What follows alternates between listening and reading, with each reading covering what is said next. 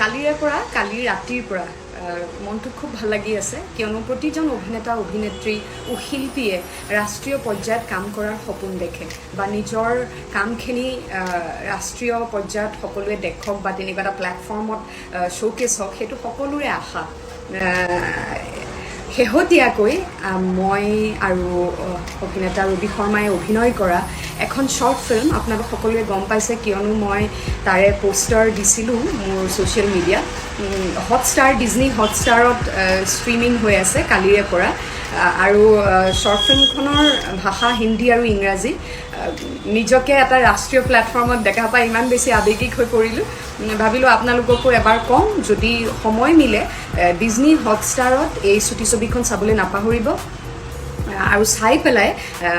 কেনে পালে সেইটো ডেফিনেটলি আমাক জনাবলৈ নাপাহৰিব আপোনালোকৰ ফিডবেক পালে আমি আৰু আগুৱাই যাবলৈ পাৰিম আৰু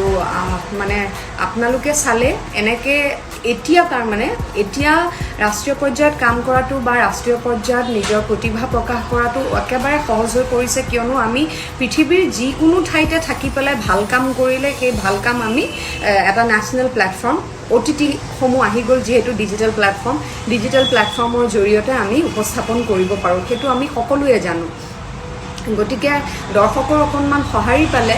আমি আমাৰ নিচিনা স্থানীয় শিল্পীসকলে ইয়াৰ পৰাই অসমৰ পৰাই আমি ৰাষ্ট্ৰীয় পৰ্যায়ত কাম কৰি দেখুৱাব পাৰিম সেয়ে এটা অনুৰোধ জনালোঁ কেৱল এইখন বুলিয়েই নহয় এটা সুন্দৰ আৰম্ভণি হওক তাৰে কামনা কৰিছোঁ আপোনালোকৰ ওচৰত প্ৰাৰ্থনা জনাইছোঁ আৰু জনাবলৈ পাই অতি সুখী হৈছোঁ যে যিটো টীম এণ্টায়াৰ টীমটোৱে অসমীয়া লগতে এজন শিশু শিল্পীয়ে অভিনয় কৰিছে স্পন্দন বৰঠাকুৰ মুঠতে আপোনালোকে ছবিখন চাই জনাব কেনে পালে একদম এটা গতানুগতিক এটা আমাৰ লগত ঘটি থকা এটা সৰু ছাবজেক্ট লৈ পেলাই কৰা হৈছে চৰি বুলি কওঁতেই হয়তো আপোনালোকে গম পাইছে যে এটা চৰি শব্দই আচলতে মানে সকলো ঠিক কৰি দিব পাৰে কিন্তু সেই চৰিটো ক'বলৈকেই যেন আমি কেতিয়াবা অপাৰগ আমি আগবাঢ়ি প্ৰথমে চৰি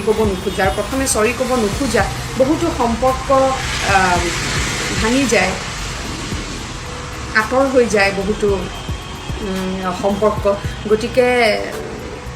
এইখন ছবিতনো এই চুটি ছবিখনতনো চৰিৰ ভূমিকা কি সেইটো জানিবলৈ আপোনালোকে চুটি ছবিখন চাব লাগিব